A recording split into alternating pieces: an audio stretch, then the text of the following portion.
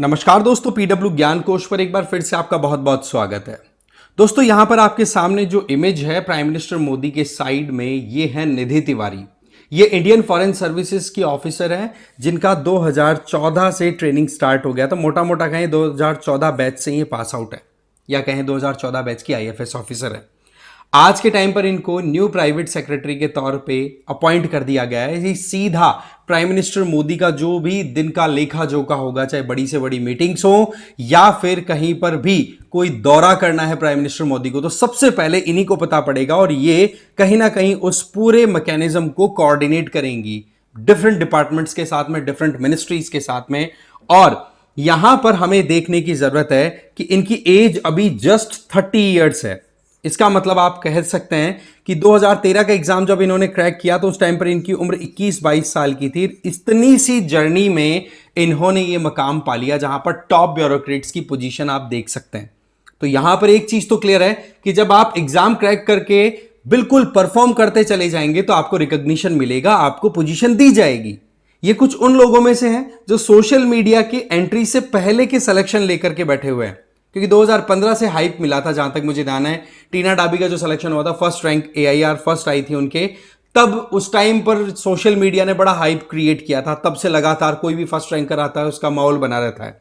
उसके पहले इतना ज्यादा नहीं था। इन्होंने 2013 एग्जाम में 96th रैंक गेन की और उसके बाद में जो काम किए हैं, डिफरेंट स्टेक्स इन्होंने मतलब डिफरेंट स्टेक लेवल पे इन्होंने परफॉर्मेंस दी है, उसी का नतीजा ये है कि department of personal and training की तरफ से ये नोटिफिकेशन रिलीज किया गया, जिसमें साफ साफ बताया गया कि जो कैबिनेट कमेटी ऑन अपॉइंटमेंट है उसके द्वारा फाइनली इस चीज को अप्रूवल दे दिया गया है कि मिस निधि तिवारी, जो कि 2014 की आईएफएस ऑफिसर हैं, उनको अभी प्राइम मिनिस्टर के लिए प्राइवेट सेक्रेटरी के तौर पे अपॉइंट किया जाता है। अच्छा, एग्जिस्टिंग पोजीशन की बात करें, ये तो आपका नोटिफिकेशन आया था 29 मार्च को, ठीक है, और इमीडिएट इफेक्ट से इनकी अपॉइंटमेंट को अप्रूवल दिया गया।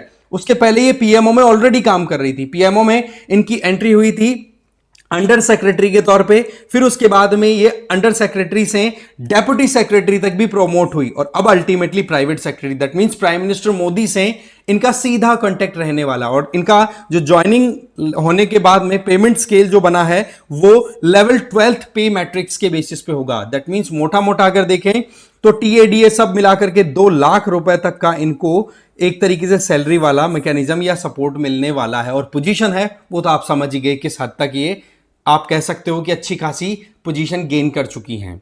इन चीजों को हम और माइन्यूटली डिटेल में समझेंगे, बट आगे बढ़े उससे पहले एक तो आप मुझे फॉलो कर लो इस QR कोड को स्कैन करके टेलीग्राम पर। मेरा नाम है रजनीकांत लाटा और PWIS की तरफ से UPSC फाउंडेशन कोर्सेज रन कराए जा रहे हैं, जिसमें 2027 के लिए संकल्प है इंग्लिश और हिंदी में, टाइटन कोर्स चल रहा है 2026 टारगेट वालों के लिए इंग्लिश में, प्रहार चल रहा है इंग्लिश और हिंदी में 2026 के लिए। इसमें लाइव एंड रिकॉर्डेड क्लासेस मिलेंगी जिसमें GS और CSAT दोनों मिलेंगे।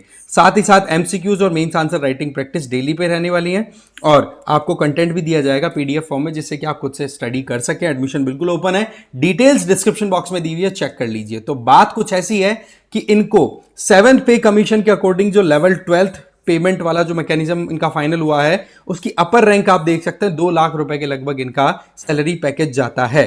तो यहां पर ये अपने आप में सैलरी पॉइंट ऑफ व्यू से फाइनेंशियल इंडिपेंडेंस तो चलो देगा ही, बट साथ ही साथ आप देख सकते हैं कि इनके द्वारा कितना ज्यादा एक कहते ना कि अपना खुद का एक गट होता है, खुद के जो गट्स होते हैं, टैलेंट होता है, वो शो किया, जिसका नतीजा है कि 30 साल की उम्र में ही ये इस लेवल तक पहुंच गई हैं। राइट, इनके द्वारा अगर देखें तो 2014 में अपनी आप कह सकते हो 2014 बैच की हैं और 96th रैंक इन्होंने गेन की थी UPSC में। अच्छा, जब UPSC इन्होंने क्रैक की थी तब उस टाइम पे ऑलरेडी ये असिस्टेंट कमिश्नर के तौर पे काम कर रही थी वाराणसी में ही, ठीक है। वाराणसी में असिस्टेंट कमिश्नर कॉमर्शियल टैक्सेस वाले डिपार्टमेंट में ऑलरेडी काम कर रही थी। उसके बाद में जब इनका 96th रैंक आया तो IFS ऑप्ट करके और फिर फॉरेन सर्विसेज और नेशनल सिक्योरिटी में इन्होंने गजब के काम किए हैं, वो आगे आप देख सकते हो।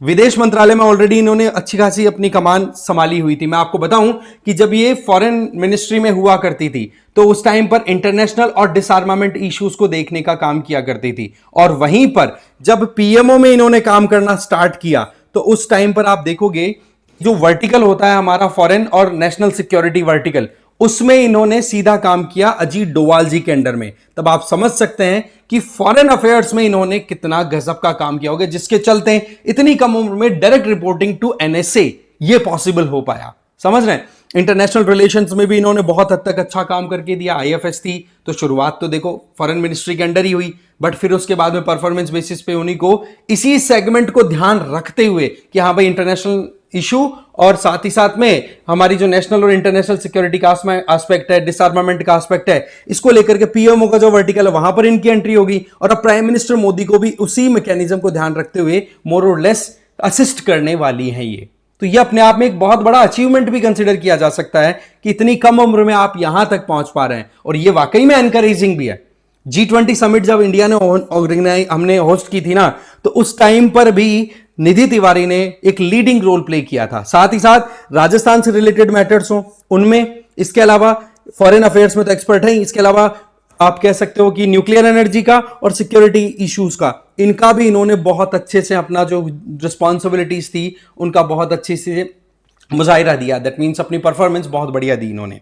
ठीक है, तो कुल मिलाकर के देखें तो इनकी परफॉर्मेंस और इनके अचीवमेंट्स जो हैं वो एक तरीके से मोटिवेशन पॉइंट ऑफ व्यू से भी देखे जा सकते हैं कि हाँ जी, समय रहते हुए अगर हम तैयारी तरीके से करें और एक हम डेडिकेशन के साथ करें तो वाकई में हर चीज पॉसिबल है। धीरे धीरे हम आगे बढ़ सकते हैं और एक सही टाइम पर एंट्री हो जाए यूपीएससी क्रैक करके हमारे सिविल सर्विसेज में, तो टॉप लेवल ब्यूरोक्रेसी तक पहुंचना कोई बड़ी बात नहीं है। इस बारे में कई वीडियोस मैंने ऑलरेडी बनाए हैं इसी प्लेटफॉर्म ज्ञानकोश पे, आप आराम से देख सकते हैं।